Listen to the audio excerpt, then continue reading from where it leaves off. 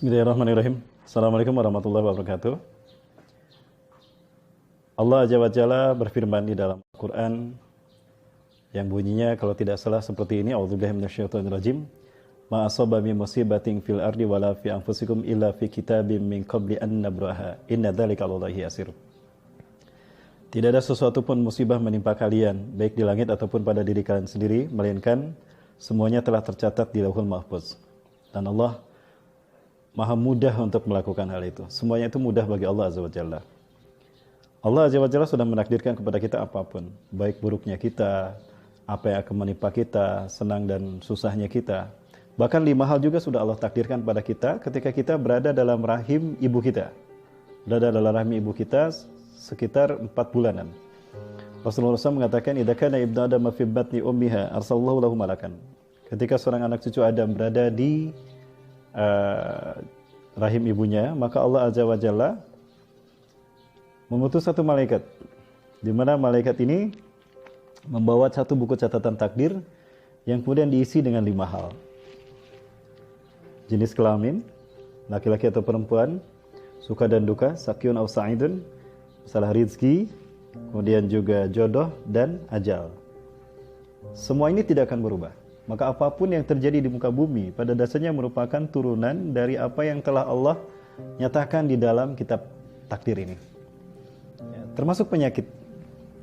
Penyakit merupakan salah satu cara Allah Subhanahu wa taala menghabiskan dosa orang-orang beriman. Sehingga ini menjadi satu hikmah dari 3 hikmah yang akan terkandung dari setiap penyakit yang menimpa umat manusia, baik dialami oleh seorang individu ataupun mewabah. Hikmah yang pertama dari penyakit ini apabila dialami oleh orang yang beriman, maka dia bersifat imtihanul iman, ujian keimanan. Nah, apakah dengan penyakit ini dia makin dekat kepada Allah Azza wa Jalla, makin taat kepada Allah Azza wa Jalla dan tidak berkurang kadar iman dan Islamnya serta ketaatannya pada Allah dan Rasulnya, maka dia berhasil dengan ujian penyakit ini. Dan Allah akan menghapuskan dosa-dosa dengan penyakit itu. Namun jika dialami oleh orang yang suka berbuat dosa tapi dia beriman, maka penyakit ini bisa jadi merupakan sebuah at-tazkirah atau an-nadhirah, peringatan agar dia berhenti dari kelalaian, berhenti dari perbuatan dosa dan kembali hijrah ke jalan Allah Azza wa Jalla. Ya. Adapun yang ketiga, jika penyakit ini dialami oleh orang kafir yang gemar berbuat dosa, maksiat dalam kekufurannya, maka penyakit ini sudah dipastikan merupakan azab dari Allah Azza wa Jalla. Azab dari keburukan yang telah dia lakukan. Sekali lagi, siapapun di antara kita tidak akan mengalami dan tidak akan mendapatkan apapun melainkan sesuai dengan apa yang kita lakukan. Ini adalah hukum sunatullah, hukum kausalitas, hukum Allah Azza wa Jalla. Wa allaysa linsani illa ma sa'a. Tidak ada yang didapatkan oleh seseorang melainkan seperti apa yang dilakukannya, sesuai dengan apa yang dilakukannya. Atau di dalam surat Al-Baqarah Allah menjelaskan, la yukallifullahu nafsan illa wus'aha. Allah tidak akan membebani seseorang kecuali dengan apa yang dia mampu. Laha makasabat, dia akan mendapatkan kebaikan dari kebaikan yang dilakukannya. Wa 'alaiha maktasabat, dan dia akan mendapatkan efek buruk dari keburukan yang dilakukannya. Jadi seseorang tidak akan mendapatkan apapun melainkan sesuai dengan apa yang dilakukannya, termasuk penyakit. Belakangan ini mewabah yang namanya virus corona, COVID-19. Tentu ini juga merupakan penyakit yang bisa berjadi ujian keimanan bagi orang yang beriman, ataupun bisa menjadi peringatan bagi mereka yang lalai, atau mungkin azab bagi mereka yang zalim di muka bumi ini. Tiga-tiganya dalam satu momen bisa terkandung dalam satu peristiwa ini sebagai hikmah yang bisa kita petik. Maka sebagai seorang muslim, ada sepatutnya kita selalu bersikap baik, selalu beramal soleh, sehingga kebaikan dan amal yang kita lakukan akan berefek baik pula bagi kita. Ya. Apakah pernah terjadi penyakit ini di masa Rasulullah SAW? Pernah terjadi di masa para sahabat, di masa Rasulullah juga pernah terjadi. Ya, bahkan di masa Nabi Musa, penyakit ini juga pernah terjadi. Yang membuat Nabi Musa menyaksikan bagaimana penyakit ini mewabah di Mesir, sehingga Fir'aun, laknatullah alaih, kehilangan putra laki-lakinya. Karena penyakit ini. Penyakit ini disebut dengan ta'un. Ya, bahasa kitanya virus. Di masa Khalifah Umar bin Khattab radhiyallahu an, beliau pernah berjalan bersama kaumnya, bersama para sahabatnya menuju satu kaum. Seorang ajudannya berkata, "Ya Amirul Mukminin, afala ta'lam li'annahu qad usibat musibatun ta'un fi hadzal qaum." wa nahnu nadkhuluha. Wahai Amirul Mukminin, sesungguhnya telah menimpa kaum itu penyakit taun dan kita mengarah ke sana. Apakah tidak sebaiknya kita mengambil jalan lain? Oh iya. Kalau begitu, Umar bin Khattab kemudian mengatakan, kita akan mengalih ke jalan lain, kita motong lewat jalan sana, jangan lewat jalan sini. Setelah Umar bin Khattab dan para sahabatnya melewati jalan yang lain, ada seorang asistennya berkata, seorang ajudan atau sahabat lain berkata kepada Umar bin Khattab, wahai Amirul Mukminin, kenapa Anda takut kepada taun? Bukankah segala sesuatu sudah ditakdirkan Allah? Maka Khalifah Umar bin Khattab radhiyallahu an mengatakan, kita akan berlari, kita berpindah dari satu takdir kepada takdir Allah yang lain. Jangan salah kita memahami takdir, Bapak Ibu sekalian. Ya.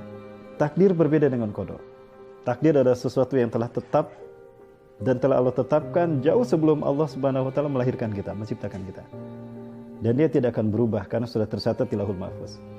Adapun ketika kita menjalani takdir, ada perbuatan kita yang melampaui batas, lalu Allah bertindak atas perbuatan kita tadi, maka ketetapan Allah ketika makhluk menjalani takdir, itulah qada.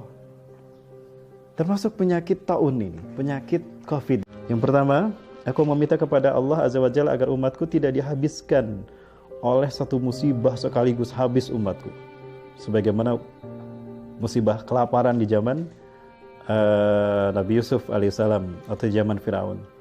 Nah, Allah mengabulkan. Yang kedua, aku meminta kepada Allah, kata Rasulullah, kalau agar Allah Azza wa Jalla tidak menghabiskan umatku karena kezaliman musuh-musuh mereka. Dan Allah kabulkan. Nah, yang ketiga, Rasulullah SAW mengatakan, aku meminta kepada Allah agar Allah tidak membiarkan segolongan dari umatku yang kuat, zalim, menimpakan kezalimannya kepada kaum yang lemah dari umatku juga. Dan Allah tidak mengabulkannya. Kenapa demikian? Kenapa doa Rasulullah yang ketiga tidak dikabulkan, padahal Rasulullah selalu diijabah? Kalau kita perhatikan, efek atau terjadinya peristiwa sekelompok kaum yang kuat, zalim, menimpakan kezalimannya kepada kaum yang lemah, itu tidak terjadi melainkan ketika umat terpecah belah. Ketika umat terpecah belah, maka kemampuan orang-orang yang zalim ini bisa jadi ditimpakan kepada orang-orang yang lemah dalam bentuk apapun. Dan ini merupakan efek dari ketika umat Islam tidak lagi berpegang teguh pada Quran dan Sunnah. Perpecahan di tengah-tengah kita itu mengakibatkan fitnah yang dahsyat. Salah satu fitnah itu adalah virus corona ini. Sehingga tidak menutup kemungkinan kalau memang ini merupakan konspirasi. Bisa jadi jika Allah memang menghendaki. Karena Allah pernah menyatakan di dalam Al-Quran. A'udzubillahi minasyaitonirrajim. Wa may yushakkikir rasula min ba'di ma tabayyana lahumul huda wa yattabi' ghayra sabilil mu'minin nuwallihi ma tawalla wa nuslihi jahannam wa sa'at masira. Surat An-Nisa ayat 119. Ya. Dan barang siapa yang menyalahi Rasulnya setelah jelas kepadanya petunjuk dan dia mengikuti jalan bukan jalan orang beriman, akan kami biarkan dia kepada jalan apa yang diinginkannya. Dia melakukan apa yang diinginkannya. Tapi kelak dia akan memasuki neraka jahanam dan itulah seburuk tempat kembali. Maka kepada kaum muslimin dimanapun Anda berada, satu nasihat yang sangat baik dari Rasulullah SAW walaupun dihitopkan kepada Abdullah bin Abbas radhiyallahu anhu, tapi ini juga penting bagi kita. Karena hakikatnya hadis ini juga untuk kita semua. Apa itu? Rasulullah SAW menyatakan dalam satu nasihatnya ini mengatakan, ya gulam ini wa'alimuka kalimatin. Wahai anakku, aku akan mengajarkan kepadamu beberapa kalimat. 4 hal yang Rasulullah sampaikan pada Abdullah bin Abbas. Yang pertama, ifazillah. Jagalah Allah dalam dirimu, maka Allah akan menjagamu. Apa maksudnya menjaga Allah? Hidupkan Islam dalam diri kita. Amalkan Islam dalam hidup kita. Maka Islam akan menjaga kita. Salat dan wudu merupakan salah satu yaumiyah, adabiyah, kebiasaan kita yang bisa mencegah kita dari penyakit virus corona. Artinya kalau hidup kita secara Islam sesuai dengan Quran dan Sunnah, insya Allah wudu kita minimal akan mencegah kita dari virus corona. Karena pada dasarnya wudu merupakan salah satu proteksi kita dari penyakit fisik. Yang kedua, ihfazillah tajidhu tujahka. Jagalah Allah dalam dirimu, maka Allah akan menjadi solusi apapun kesulitan hidupmu. Ya. Selama kita mengamalkan Quran Sunnah secara kafah, ikhlas karena Allah, maka kita akan terjaga dari apapun yang bisa membahayakan kita, bahkan akan menjadi solusi dari apapun kesulitan dan masalah yang kita alami. Yang ketiga, Rasulullah SAW mengatakan, fa'alam, yakinilah wahai pemudaku, Law anna al-ummah ijtama'u ala ay yanfa'uka bi syai'in lam yanfa'uka bi syai'in illa bi syai'in qad katabahu Allahu lak. Andaikan umat manusia berkumpul semuanya untuk menolong kamu, menyelamatkan kamu, kamu tidak akan tertolong, kamu tidak akan selamat, melainkan jika memang Allah menakdirkan kamu harus selamat. Itu yang ketiga.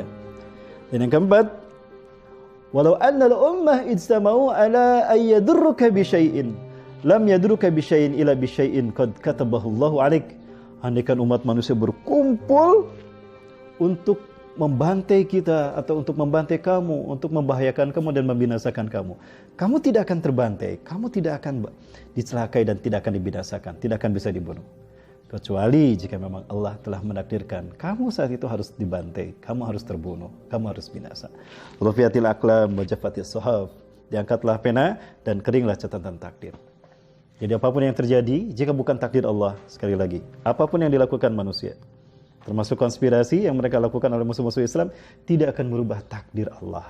Karena segala sesuatu berjalan berdasarkan sunnatullah. Masya Allahu kan, wa malam yashanam yakun, wa la hawla wa la quwata illa billahil azim. Saya Rahmat Baikuni, Assalamualaikum warahmatullahi wabarakatuh.